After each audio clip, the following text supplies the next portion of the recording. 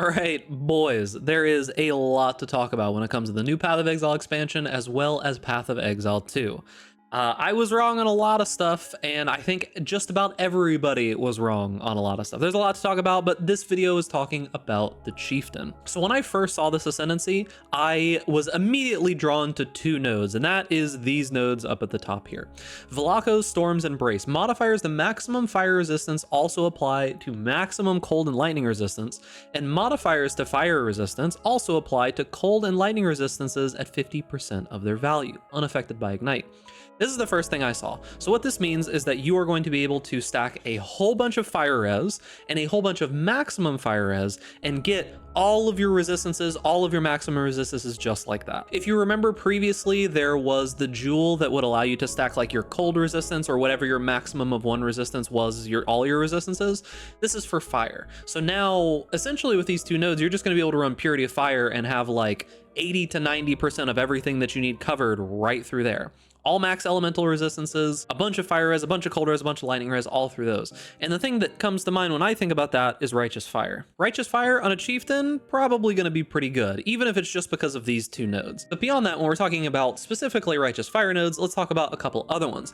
Namahu Flames Advance. Non-unique jewels cause increases and reductions to other damage types in a large radius to be transformed to apply to fire damage. Now this is super interesting because it says non-unique jewels. So that means that when you do place a rare jewel, all of those nodes that are around it in a large radius, their damage modifiers are now going to work for fire damage. And it says other damage types, so it's pretty much everything. Now, those are the three that I think are pretty decent for Righteous Fire, but let's talk about the other ones. So we've got Arohangi Moon's Presence. Now this replaces the totem one, and it makes it so that you recoup 10% of damage taken by your totems as life. Also, your totems regenerate 1 life per second per 4 of your life recovery per second, and then your totems taunt enemies around them for 4 seconds when summoned. This is kind of just a like generic totem defensive node, kind of pushing you towards using some totems for defense.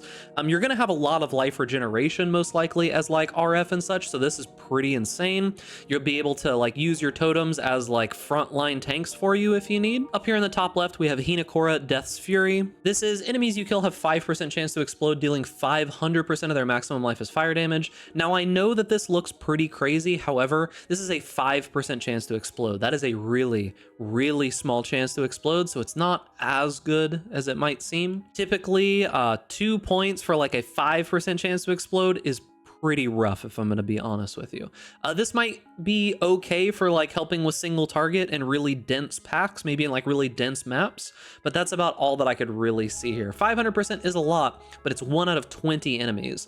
So the chances of this chaining are essentially 0, but maybe it's okay. That's something that'll probably have to be tested. Down here in the bottom right, we have Toa for Strength. Trigger level 20 Toa is chosen when you attack with a non-Vol Slam or Strike skill near an enemy. Now, one thing you might notice about that is that that says Strike skills or Slam skills. So you are now going to be able to proc this on Strike skills. I don't know how useful that's going to be, but Strike skills can now work for it if you decide to play for some reason a Strike fire-based Chieftain, question mark.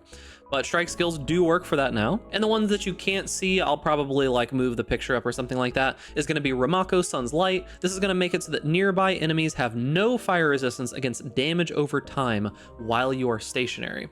This is okay. It kind of is similar to how, say, like the Inquisitor works, where it ignores resistances, because this says nearby enemies have no fire resistance against damage over time while you're stationary. Now, the wording is a little bit different, so this could be interpreted as they just don't have any, like they don't have any positive resistance, but I would interpret this as it's just 0 is what I would probably say. Now, it's only while you're stationary and it's only against damage over time, so this kind of feels like maybe like an RF moment where you're just kind of standing there letting the enemies burn and such. But this one might not be that useful because you can probably make a lot of enemies go into the negative. And the last one is Tukohama War's Herald. This one is super interesting because it says skills from equipped body armor are supported by level 30 Ancestral Call and level 20 Fist of War. So that honestly is pretty insane. Level 30 Ancestral Call, I'm assuming that from what I can see here, that means it's going to be doing like 10% more damage because it doesn't have information here because I guess no one's ever tested it, but I'm assuming since they're saying level 30, it's going to be 10% more damage is what I would assume.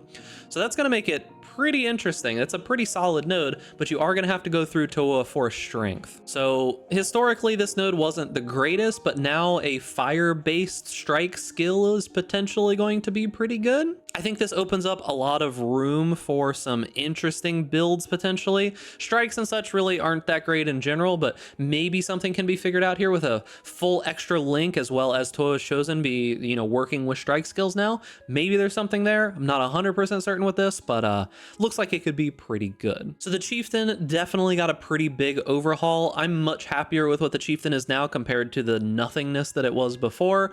RF looks like it's going to be pretty solid on the Chieftain. I can imagine that it's going to be pretty good. It'll probably compete with the other ascendancies now pretty easily. And on top of that, maybe some kind of like fire-based strike skill something can make its way into the Chieftain as well. One thing I am a little upset about though is that the totem nodes aren't really represented at all anymore, and I'm kind of a little bit worried about that. There were a couple builds that did use those totem chieftain nodes, and those kind of look a little bit dead right now. I played one of those this league actually that probably won't work anymore on the chieftain, I don't think, now that those nodes have been changed, because you lose like the leech and everything else. So that's unfortunate. I guess I'm glad that I played it this league, but the new chieftain does look pretty solid. So remember boys, if you enjoy this content, make sure to give this video a like, subscribe to the YouTube channel, hit that notification bell to stay up to date with all the latest videos, and stay safe out there in array class, and I'll see you guys in the next video.